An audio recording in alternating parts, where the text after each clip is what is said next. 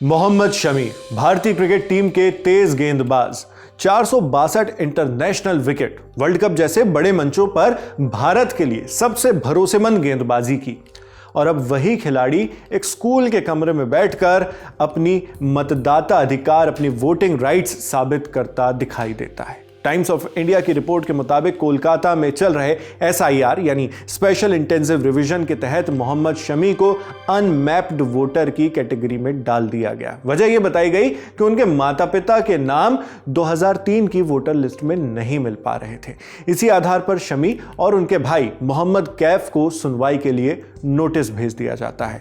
20 जनवरी 2026 को मोहम्मद शमी कोलकाता में मौजूद काटजू नगर इलाके के एक स्कूल पहुंचे, वही सेंटर जहां कुछ दिन पहले अभिनेता सांसद देव भी पेश हुए थे। कड़ी सुरक्षा के बीच शमी करीब 15 मिनट तक पोल अधिकारियों के सामने बैठे और पहचान के तौर पर अपना पासपोर्ट पेश किया। सुनवाई के बाद बाहर निकलकर मोहम्मद शमी ने जो कहा उस पर अब सुर्खियां बन रही हैं। शमी कहते हैं, मैं एक प्राउड इंडियन और बंगाली सिटीजन हूं। अगर मुझे 10 बार बुलाया जाएगा तो मैं 10 बार भी जाकर अपनी नागरिकता साबित करूंगा।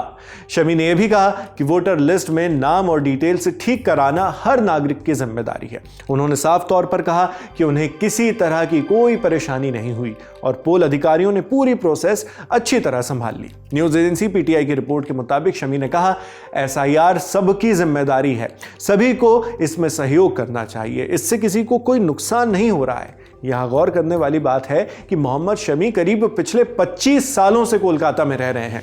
वो कोलकाता नगर निगम के वार्ड नंबर 93 के रजिस्टर्ड वोटर हैं, जो पश्चिम बंगाल विधानसभा की रास बिहारी कॉन्स्टिट्यूएंसी में आता है। उन्होंने अपने क्रिकेटिंग करियर की शुरुआत भी यहीं से की।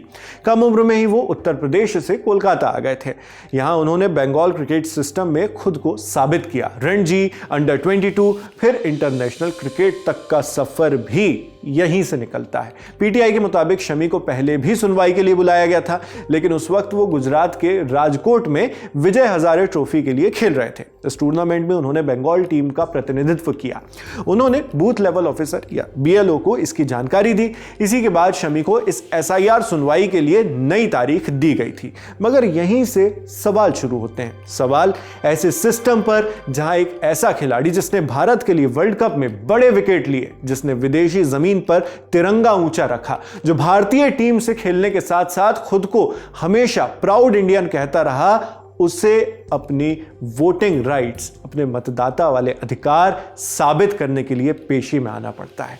ऐसे ही सवाल तब भी खड़े हुए जब भारत के पूर्व navy chief retired admiral Arun Prakash को भी SIR की सुनवाई में जाने के लिए नोटिस दे दिया गया था। अपनी जिंदगी का एक बड़ा हिस्सा देश की सेवा में गुजारने के बाद, देश की हिफाजत में तैनात रहने के बाद, भारतीय नौसेना के एक पूर्व अध्यक्ष को अपनी और अपनी पत्नी की पहचान साबित करने के लिए election commission of India ECI के सामने पेश होने का नोटिस भेज दिया गया। 19 साल पहले इंडियन नेवी चीफ के पद से रिटायर हो चुके 82 साल के रिटायर्ड एडमिरल अरुण प्रकाश और उनकी 78 साल की पत्नी को इसके जरिए तलब किया गया, जिसके चलते एक भारतीय नौसेना के पूर्व चीफ को यह साबित करना होगा कि वो भारतीय वोटर हैं। नेवी में उनका कुल 40 साल का करियर रहा, मगर 82 साल की उम्र होने के बावजूद एडमिरल प्रकाश ने किसी भी तरह की आसानी के लिए बिल्कुल मना कर दिया। उन्होंने साफ तौर पर कहा कि उन्हें कोई भी खास सुविधा नहीं चाहिए। हालांकि उन्होंने चुनाव आयोग को कुछ मशवरे जरूर दिए हैं। उन्होंने X पर अपने अकाउंट से एक पोस्ट किया।